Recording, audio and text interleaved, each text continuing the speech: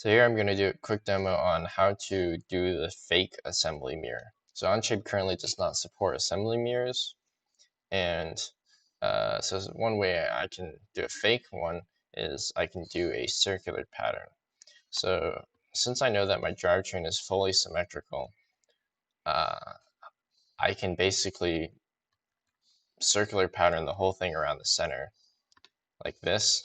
I just pattern it once around and essentially mirror my assembly. And this only works, first of all, if your origin is in the center of your drivetrain, which is once again very important that you do that.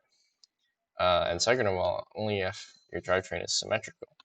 So if you imagine that if this front wheel right here were closer to if this right wheel here were closer to the center wheel than the left wheel here, rather than this wheel, this right wheel here being closer, it would actually be this wheel, since you're basically taking, all of these parts here and just rotating it by 180 degrees.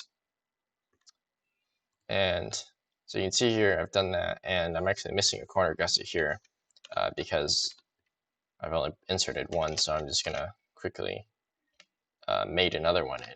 And something important to note here is make sure when you're inserting new parts and mating new parts is you suppress, or at least hide, your circular pattern here so that you don't accidentally start mixing up the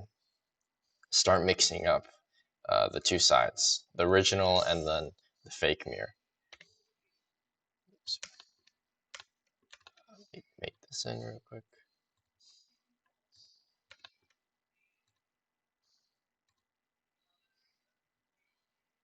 Like this.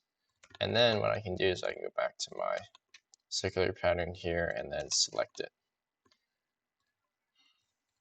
Let's see, right here.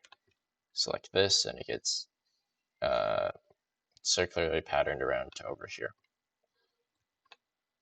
Just like that.